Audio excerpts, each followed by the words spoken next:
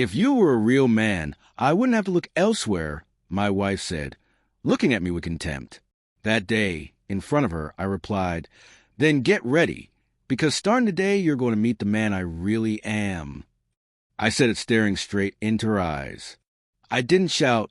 I didn't hit the table. I didn't make any scene. I just let that sentence out with a calmness I didn't even know I had. Inside, yes, everything was burning. I felt my chest tight, as if someone was crushing my ribs from the inside. She laughed, a short, incredulous laugh, full of that contempt that had been growing over the last few months. "Oh, please, Andres, don't be dramatic," she said, taking a sip from her glass of wine. "If you were a real man, I wouldn't be so unsatisfied." The word unsatisfied hung in the kitchen like a bad smell. I was still wearing my wrinkled work shirt, my tie loosened, and my plate of food in front of me untouched. She, on the other hand, was perfect as always. Tight dress, impeccable makeup, hair pulled back as if she had just stepped out of a magazine. It wasn't always like this. When I met Paula 10 years ago, she was different. She would laugh at any silly thing. She would hug me from behind while I cooked. She would send me messages in the middle of the day just to tell me she missed me. I worked a little overtime, yes, but I did it so we wouldn't lack anything. She always said she liked responsible men, stable, with plans, until one day, without me noticing, responsible became boring. "Who are you looking for outside?" I asked, leaning my elbows on the table. It wasn't the first time she dropped phrases like that, but that night she had crossed a line. Paula looked away, playing with the rim of her glass.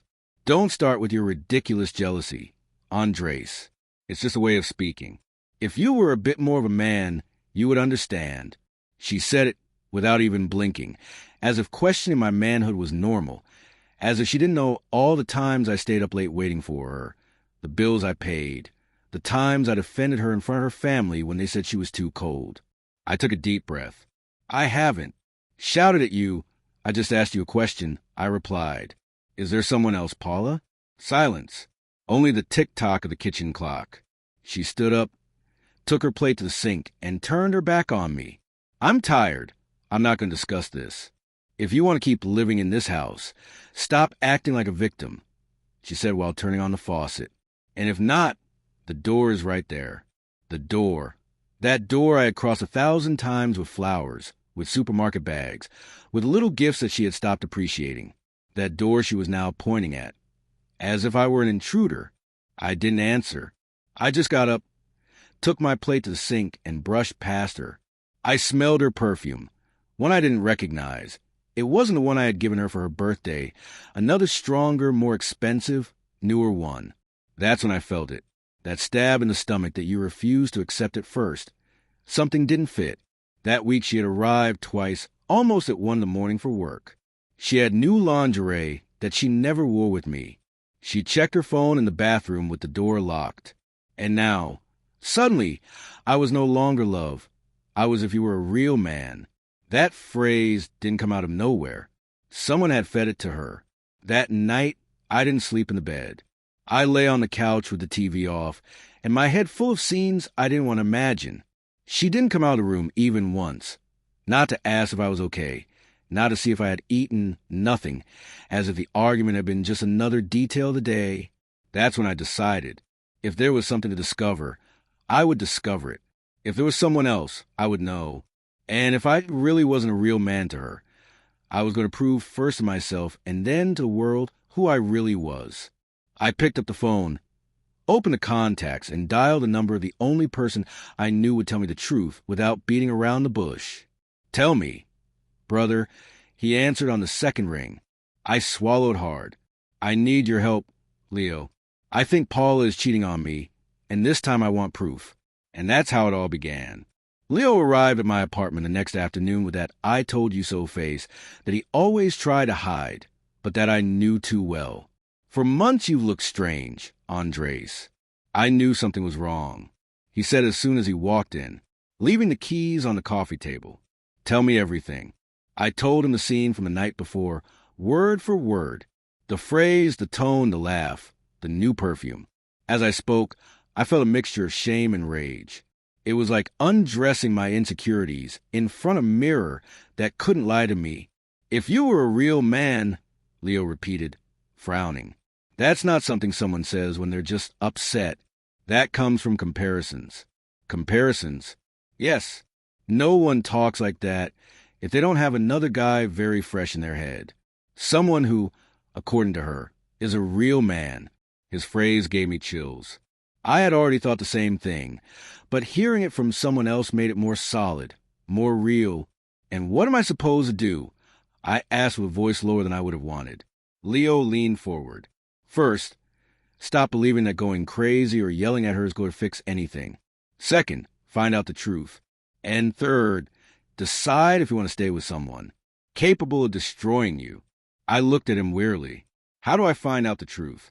I'm not a detective. You don't have to be. You just have to open your eyes, he said. You have access to the call log. Do you know what time she says she works? Who does she go out with? With what excuse? Everything leaves a trace, Andres. I didn't like the idea of snooping, spying, distrusting, but she had already crossed a line. And the worst thing is that I felt like I was going crazy without proof, just with intuitions. That night, Paula came home late again. It was almost 11 when I heard the key in the door. I turned off the TV, sat up straight on the couch and waited. She came in with a tired smile, makeup a little smudged but still impeccable. Hi, she said, dropping her purse on the entry console. Longest day ever, work again. I asked without trying to hide the tone. Yes, Andres. Not everyone has the luxury of leaving at 6, she replied, walking toward the bedroom. Are you really going to start, and who were you with? She stopped dead, turned slowly as if she couldn't believe what she was hearing. Sorry, I'm asking you who you were with. I stood up, keeping eye contact.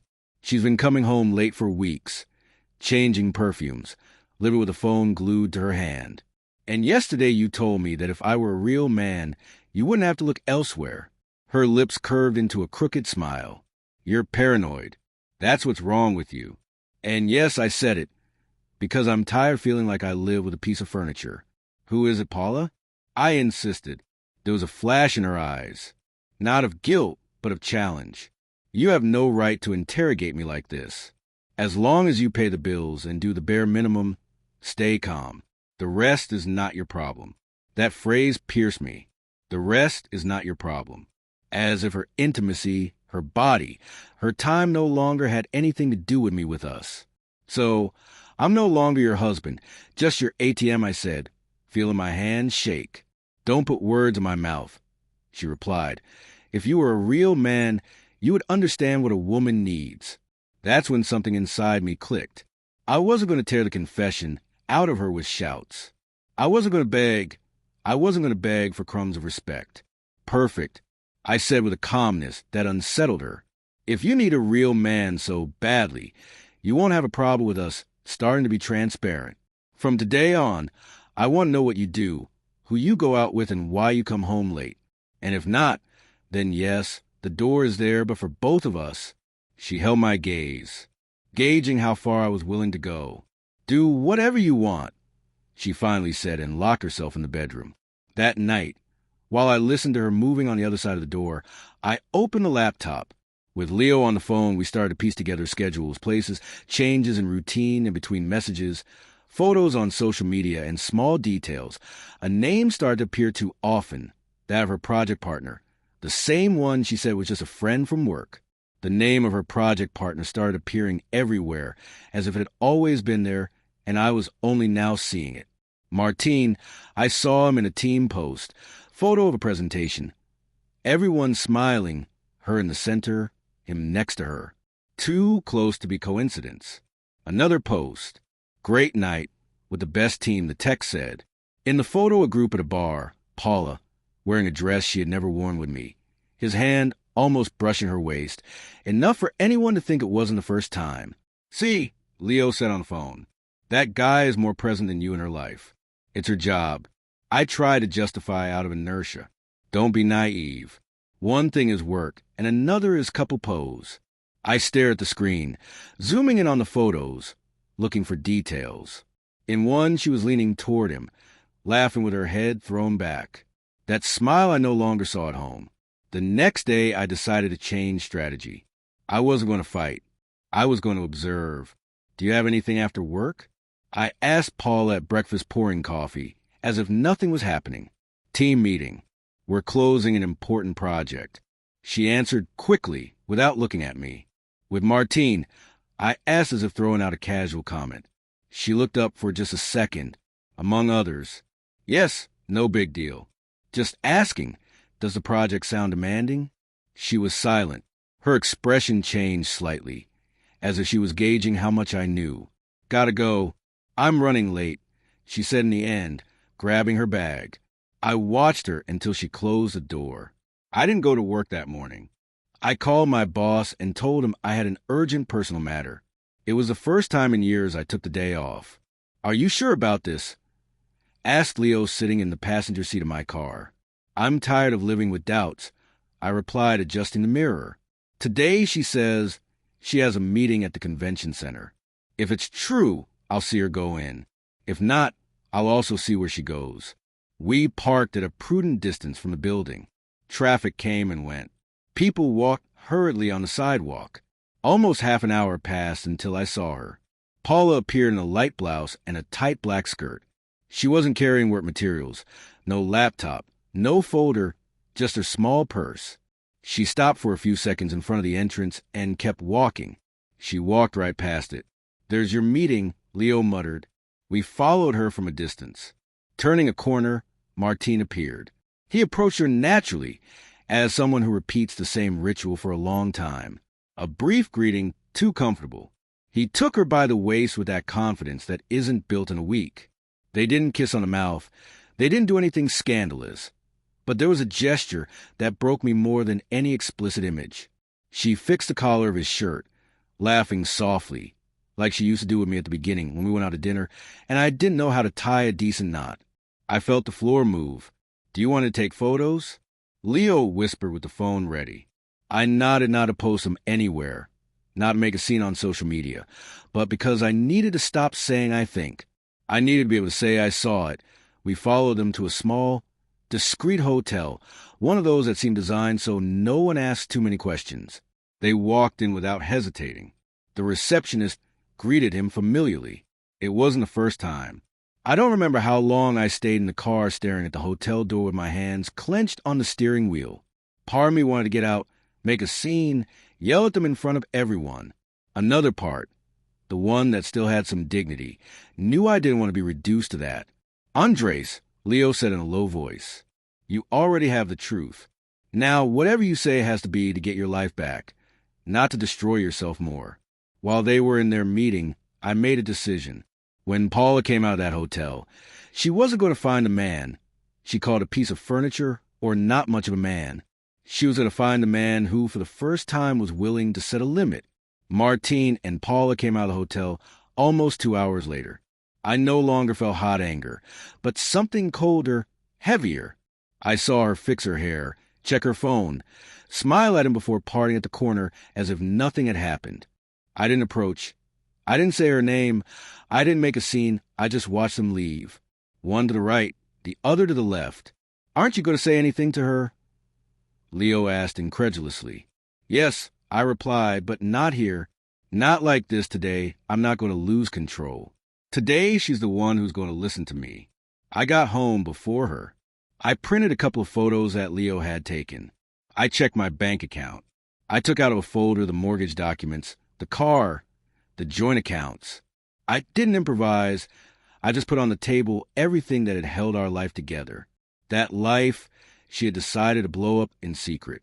When I heard the key turn, my heart was pounding and my hands were steady. Paula came in with her automatic smile. You have no idea what kind of day I had, she said, leaving the bag in its usual place. The meeting was endless. At the convention center, I asked without raising my voice. Yes, I already told you, she replied as she walked toward the kitchen. Why? Then I pointed to the dining table. On the tablecloth, next to the documents, were the photos. Her with Martine walking together, him holding her by the waist, both entering the hotel like it was their second home. Paula froze, approached slowly, picked up one of the photos with trembling fingers.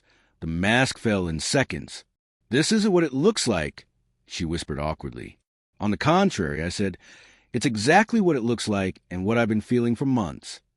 She ran her hand over her face, breathing heavily. "Andres, you don't understand. I felt alone, empty. You were always working. You were never present. I needed to feel alive, and that's why you told me I was a real man." I interrupted her. She looked up, guilty and defiant at the same time. "It's that Martine does make me feel like a woman. You slowly faded. You became cold, routine. I spoke slowly, not to give her reason, but because for the first time I understood that there was nothing left to save. You know," I said, "that day when you looked at me with contempt and told me, if you were a real man, I wouldn't have to look elsewhere. Something inside me broke. But today I understand that you were wrong." She frowned. "What do you mean?" I looked at her fixedly without blinking. "A real man is not the one who endures humiliations, so he won't be left. He's not the one who turns a blind eye while his wife walks into a hotel with another man and then smiles in his face. A real man knows when to get up from the table, even if the table is in his own house." She fell silent. I spoke with a lawyer. I continued, "We bought this house together, so we're going to sell it or you keep it and buy my share. The accounts are already separated. I'm not going to shout. I'm not going to beg. I'm not going to compete with your real man. I give him to you completely." Paula opened her mouth, but no sound came out. "Andres, can we try therapy?" I shook my head.